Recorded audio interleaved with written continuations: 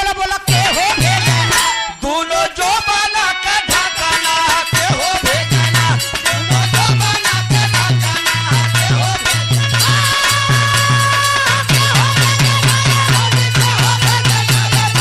हो भेजना दोनों जो बना के ढकाना के हो भेजना माननीय प्यारे लाल कवि जी लिखले हुआ गुरुजी जब मूड बनाए के मास्टर साहब लिखा शुरू करला वाह जब कलम चलैले तो तूफान चलैले वाह कब का लिख दई ई केहू के पता ना बा लेकिन बारे गुरुजी कितना बढ़िया भाव लिखले मास्टर साहब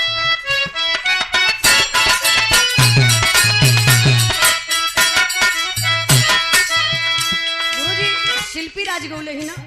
और डुएट में के बा परवेश भैया ए गीत के हमारे गुरुजी माननीय प्यारे लाल कवि जी लिखलन परवेश भैया दिनेश लाल निरहुआ जी के छोटे भाई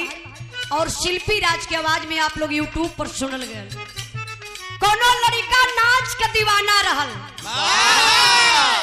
नाच के दीवाना रहल के लवंडन के दीवाना ई तो हमके वहां तक पहुंचना बा हमर नेटवर्क ना काम करत हो नाच का दीवाना लड़का 3 दिन बहिन बीतल रहल किथुआ से शादी के भइले 3 दिन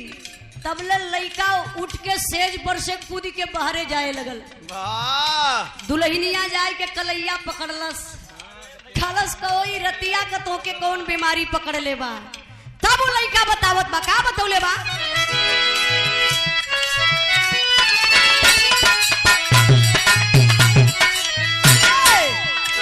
तो को बाजा बाजे लायल गोर कलैका नाचेला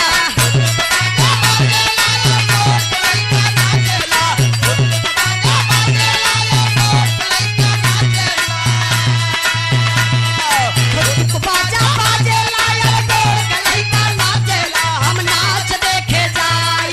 ओही रे आगी राना हम नाच देखे जाई ओही रे आगी राना हम नाच देखे जाई ओही रे आगी राना हम नाच देखे जाई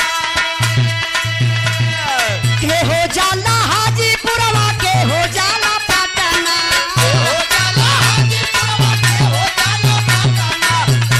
जाला हाजीपुरवा के हो जाला पटना के हो जाला हाजीपुरवा के हो जाला पटना यार के हो जाला बोला बोला के हो जाला ना काला काता हनो कालिया के हो जाला ना काला काता हनो कालिया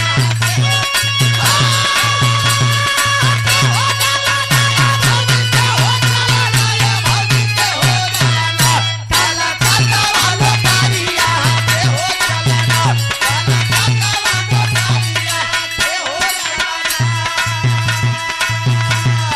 ससुरु जाला हाजीपुरवा भसरु जाला पटना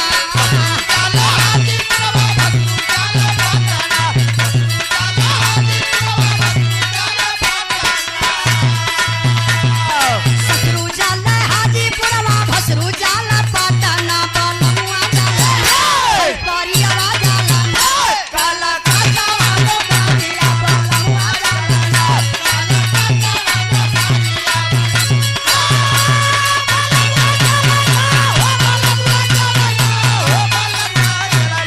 काला काता वालो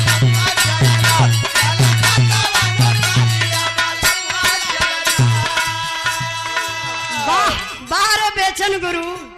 का कोई गाई लचारी का कोई गाई पचरा आज भी चाहे कितनो यूट्यूब का जमाना रहे यही नवरात्र के महीना में जितना गीत स्वर्गीय बेचन गुरु का बज जाला पचरा उतना कोई गवैया का बजत नहीं वाह अपना ही सवाल जवाब करके गाय ले का गाओ मास्टर साहब के हो भेजे साया साड़ी के हो भेजे कंगना के हो भेजा साया साड़ी के हो भेजा कंगना के हो भेजा साया साड़ी के हो भेजा कंगना के हो भेजे साया साड़ी के हो भेजे कंगना यार के हो भेजे